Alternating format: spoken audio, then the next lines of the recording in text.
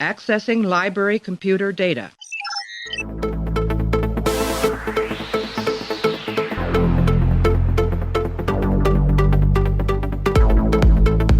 And to make sure that history never forgets the name Enterprise. Well, the internet has spoken, and Wes has been booted from the Star Trek Penske File podcast, and now I, Clay McCormick, am sole host of the show. I actually started this Ground Roots movement, so I'm really glad to be your first guest. Clay. Which is why you're here with me today, and you will be here with me until I become so paranoid that I don't trust you, and then you will be gone as well. You're sounding more and more like Wes already. But no, Wes's recording capabilities are indisposed at the moment as he switches houses, so I have been given the reins to this show. So you know what? It's going to be a different kind of show. We're going to be talking about Star Trek. We're going to be talking about the thoughts and opinions on every episode. But you know what? I don't know how we're going to do it. We might do it through song. We might do it through poetry. I don't know. Oh man, recording Clay is a lot more excitable than the Clay I know and get drunk with. Well, you know, it's a showbiz thing. Sometimes you have to be on, and sometimes you can just be off. That's good, man. How come you're never on when we hang out? Oh, I don't know, because you're so interesting, I don't want to step on your toes. You know, it's funny, I think Clay was saying, one of the comments on YouTube were that people's favorite guests were you and me, so I'm glad that we kind of cut out Wes and Tana and all those other people just to get down to really what makes this show work. Oh, absolutely. You got to break it down to the essence of what makes it work. Yeah. All you really need is Leonardo and Donatello. You don't need the other Ninja Turtles. What? Now, we might have to have some talk about that, because everyone knows that Raphael is the best Ninja Turtle. Actually, I meant to say Raphael, but I fucked up. Because I know you're right. It's a good thing I didn't go with a Ghostbuster analogy. Oh, I know. Anyway, today we'll be talking about Suspicions, which is episode 22 of Season 6 of Star Trek The Next Generations. And in this episode, Dr. Crusher risks her career to solve the murder of Ferengi scientist Dr. Rega and vindicate his research. It was directed by Cliff Bowl and written by Joe Menosky and Naren Shankar. So, why don't you, Sean, start off and tell me what you thought of this, because I don't know how much we're going to have to talk about this, so Why don't you start? Well, I'll start off by admitting that I watched the wrong fucking episode. Okay, which episode did you watch? The Rightful Heir. I thought you... Yeah, didn't you watch Suspicion as well? No, I thought you told me to switch. Oh, fuck. I'm sorry. Okay, well, I'll pretend like... I know I've seen it, I just don't remember. Well, I assume this has Dr. Crusher in it. Well, if you want, we can switch to that one if you want. No, how about this? I'll let me interview you, because you seem to know more about it than I do. Okay, what did you think of the beginning? Oh, this is going to be interesting. This is why Wes never gave me control of the show before. Oh my god, we already drove off the cliff.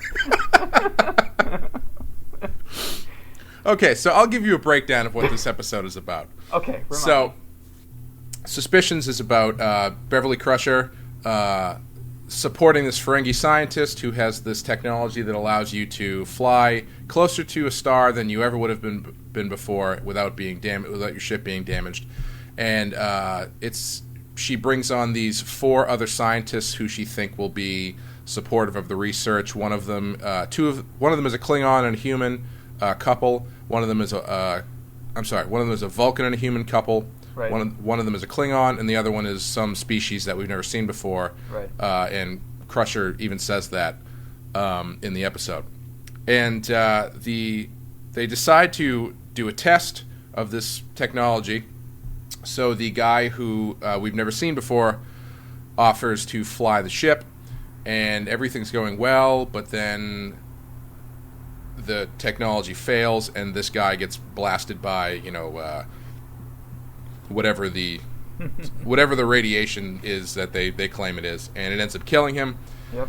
And from that point on, it turns into basically a murder mystery plot told in flashback, and the framing device is Crusher and Guinan talking to each other because Crusher is about to be dismissed because of all of her actions in this episode. Right. Not a huge fan of this episode myself.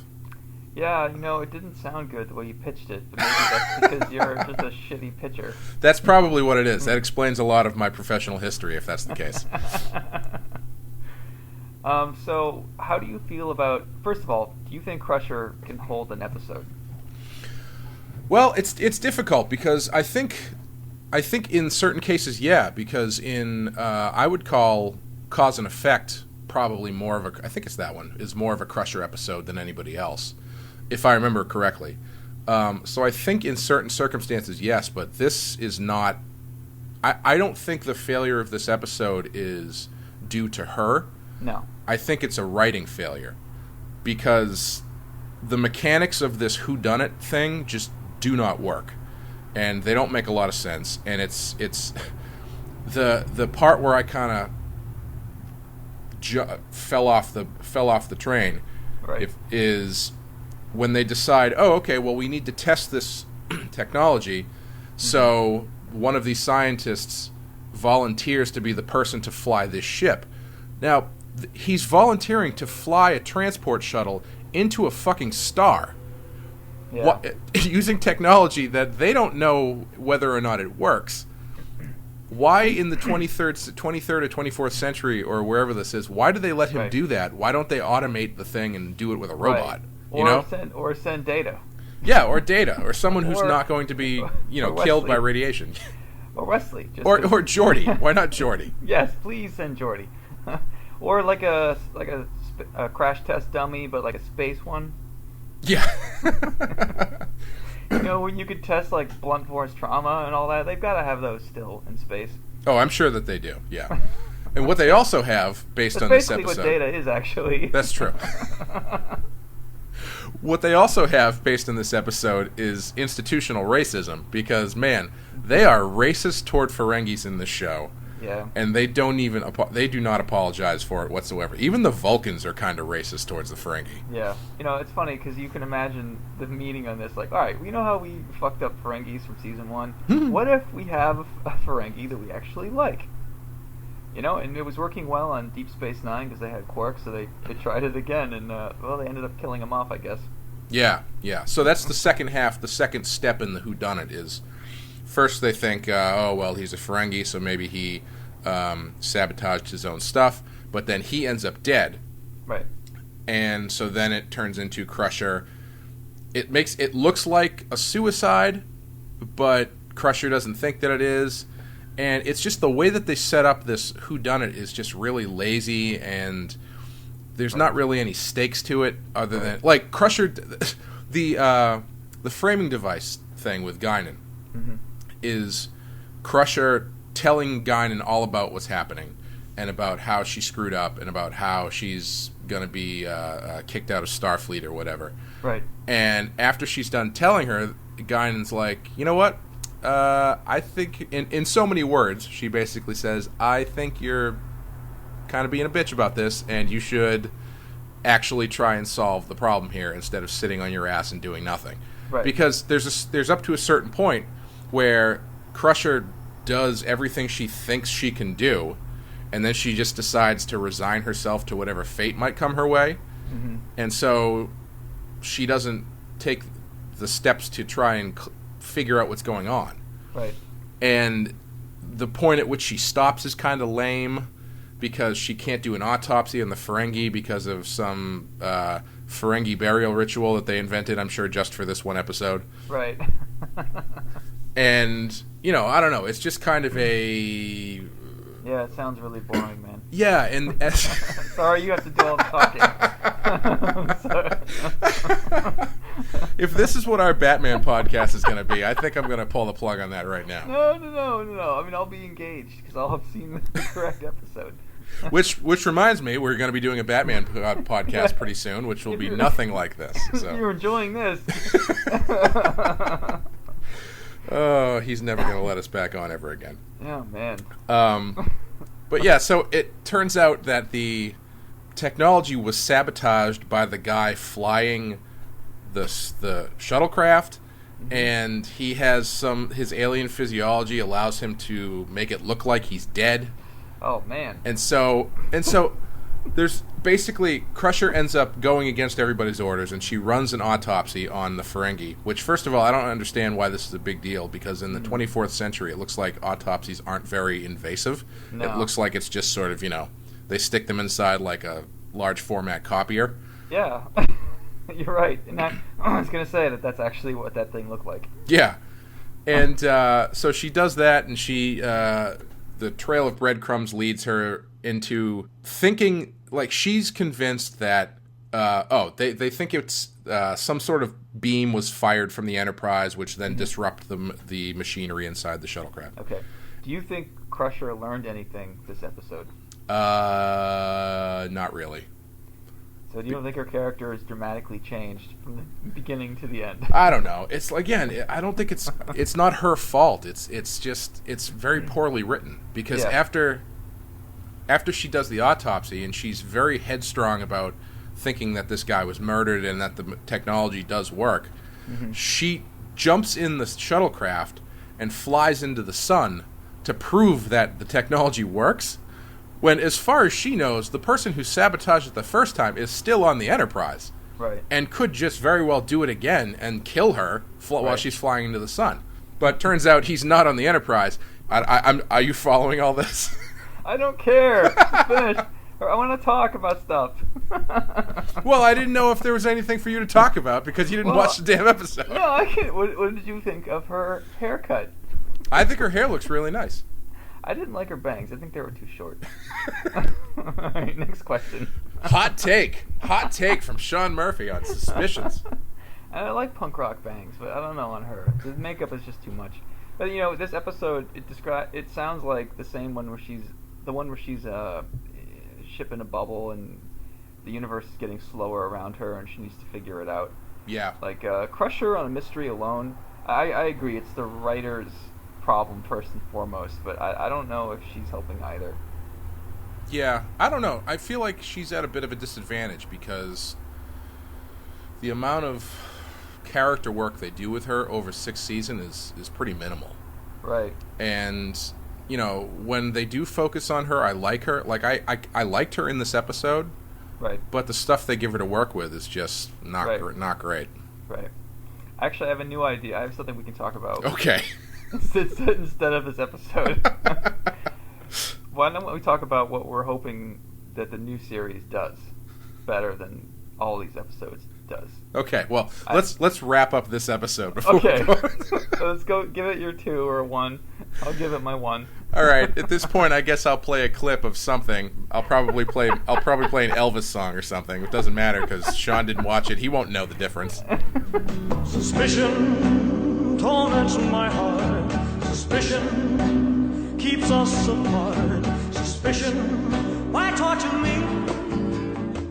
Okay, so Sean, you want to give your opinion of the episode? Give it a rating? Oh man, I was riveted by your description of it. I didn't like how you jumped the shark on the ending. I'd give you 1 out of 5. Honestly, this sounds terrible. There's a reason why I haven't seen this one for a long, long time. It just stinks. How about you? I would tend to agree with you. Not on my own performance, but on the performance of the episode itself. It's the mechanics are silly. The solution is lazy. I don't really care about anything that's happening, and it's like, even, the idea that someone is dead on the Enterprise of mysterious circumstances.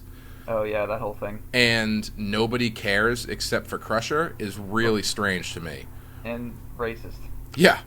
I mean, it is kind of, because she goes to Picard, and it's actually kind of a little sexist too, because she goes to Picard, and Picard's like, "Yeah, well, there's nothing you can do, just back off." And she's like, "Well, I think he was murdered." And he's like, "Well, I don't know, too bad." And then after she talks with Guinan, and she decides to make a play for it. Yeah, she decides to keep going forward. Right. She gets pulled aside by Riker, who gives her this like really condescending speech where he's like, "You really shouldn't be doing this. If you know what's good for you, and I'm talking to you as a friend, just back off." Well, is it sexist then, or is it just because I don't know. I mean, I guess it depends on how you want to read it, because on the one hand, you could read it as him just being overly cautious of her career, but on the other hand, it's, I don't know, you could read it as him being, you could read it as being a little bit condescending towards her because she's a woman, I think. Well, that one line where he said, if you were a man, you would have figured it out by now, I thought that was kind of over the top. And then I think he slapped her. Yeah, I might have dozed off for that part, but I can only assume that's, man, thank God. Tana knew what she was doing by backing out of this at the last minute. Oh, no, you think I'd be making these jokes if Tana was here? No, I think she just could tell that it was going to be a shit show from beginning to end. Probably. Well, no, see, I figured out my technology thing, but I know you have more to deal with, so, You figured out your technology thing, you just didn't watch the episode. Well, I watched the one that whatever. No. Everyone, hang 10, because when we get to the next episode, it's going to be so cool, because Sean watched it really closely. So anyway, yeah, I would give this one probably a 2 out of 5. And at this point, I'll play. Wes did have some thoughts on it, so I'll play his clip right now. Boo. Hey everybody! I'd made it like 100 and some odd episodes in, so I figured that I can't go this entire series and not have at least my opinion on every single one of these episodes. So even though I'm a little bit indisposed to record at this point, I want to thank Clay for stepping up and taking the helm of the podcast for a couple weeks while I'm gone. I'm sure he did a great job, and whoever came on the show with him, I'm sure did a great job discussing Suspicion. So I just wanted to say thank you to Clay. Thanks very much. I appreciate it. And I'm just going to give my quick thoughts about Suspicions, really in like a 2-minute span here. Basically, I don't think this episode is very good. I don't know what those other guys thought about it. I don't know where they thought it fit. I find it to be sort of a problem of the season 6 is trying to do different things with the show, and it's kind of obvious at this point. I don't feel that this episode is really a very good take on it, even though what they're trying to do is basically a film noir detective story. And I love that style of story. I love that narrative. I don't think it really works in the TNG universe. The relationships between the characters seems a little bit off. Like, the best one is maybe Riker sort of grabbing Beverly and telling her that, you can't go down this path anymore. That fits both the noir and the character of Riker. But I felt like every single Picard Crusher interaction in this story felt weird. It felt a little bit off. It felt like Picard wasn't involved enough into it. And that's really because it's all about the noir thing of Crusher is the lone detective who's going up against the world, basically, where she has to prove, that something's going on nefarious, even though no one else tends to believe her. And it's a weird tone for the show to take. I appreciate the fact that they're doing it, but I don't think it really works in terms of this. Outside of that, I was a little bored watching this one. It feels to me like it's almost too much science and not enough interesting stuff going on. Like, the murder is kind of interesting, but the science behind the metaphasic shielding is not all that interesting. And the different races, it feels similar to The Chase in that they bring in a bunch of different races and they're all scientists. And one of them has the weird line about he can't believe that the Klingon scientist is a killer. And it's like, really? She's a Klingon. It seems like they could be killers at this point, but outside of that, it all felt very flat and boring to me, and it felt like they were trying to go for this style aspect, and the episode feels pure style that I don't think they even really do a great job of, but it's also at the expense of any kind of substance in any kind of good TNG episode. So I'm not really excited with it. It is unique that it's, the last appearance of Guinan. If those guys didn't mention that, I hope they did. I mentioned it to Clay, but it's the last appearance of Guinan in the series as a regular episode, which is interesting and kind of sad. It ends with this is like a quintessential Guinan episode, right? She sort of lies about having a problem. She tricks one of the main characters into believing her, and then through her action has revealed like a sort of truth to that character. And it's really her destroying Troy again. She does the Troy job a million times better than Troy does in this one. Troy has a line in this episode where she comes up and she's like, "Well, I couldn't talk to Beverly. She won't let me talk to her." Where the true psychiatrists of the show which is Guinan, managed to, get Crusher to open up about how she's feeling. And in that sense, it's a really quintessential Guinan episode. I'm going to miss Guinan. She was one of my favorites.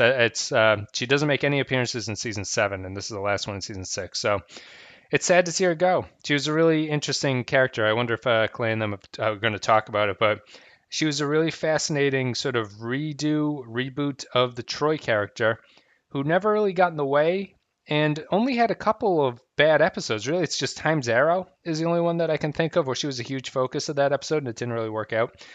Outside of that, can't really think of anything though.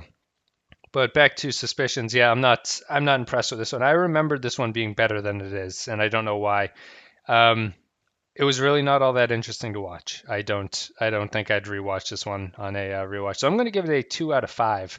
Suspicions for me is a 2 out of 5. It had potential that they didn't really do anything with, and it was a little bit boring. I don't feel that I could, recommend this one to anybody. And hopefully the other guys, Clay and whoever did the show, would go a little bit deeper than I did. But that's it, guys. I just wanted to leave a little bit of a mark on this episode and probably the next one until I'm back in the swing of things. But guys, thank you very much for listening to the podcast. I appreciate it. Thank you for putting up with the shitty scheduling that I've put together over this month of August as I try to fix the house to make it livable. But anyway, outside of that, let's take it back to Clay and he can wrap up the episode. See ya. Okay, so hot takes from your commander, Wes Teasdale. So this was a mess, but I completely agreed with everything he said. Made some really good points and lays the groundwork for thinking about things for the rest of the season, really. And the fact that he liked Riker's sexist line, I mean, that kind of threw me off a little bit, but whatever. You can answer on the forums. We have forums now? Sure. Anyway, so what are your thoughts on the new Star Trek?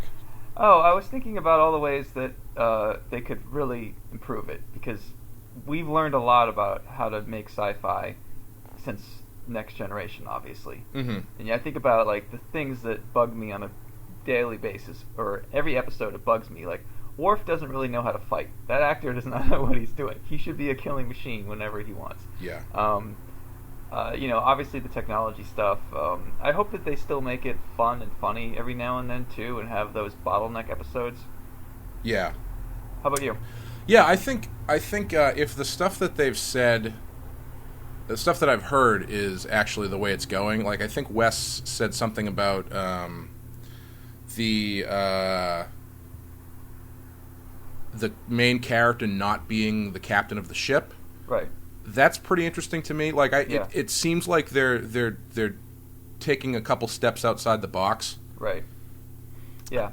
And sure. I think that's for the best. And if I think that I did see it's going to be more serialized, which will be interesting because it's never really been that way before. Right. Yeah. You think about all the stuff they learned from, like Battlestar, which I don't think you liked, Firefly. How successful Deep Space Nine was. The movies, also the new format of like Netflix and Hulu, and sort of breaking things up into smaller chunks and letting people binge. There's a lot of new things happening the way we consume TV, and I feel like people that are jumping on the show know this, and they're going to really stay with what worked, but really enhance it and bring it into, make it more contemporary.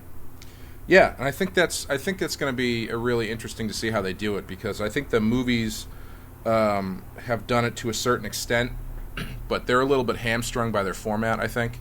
Right. So you've got, I mean, if you really take a step back and look at the movies they've done so far, right, the bad guys or the antagonists in those movies are pretty much identical. Yeah.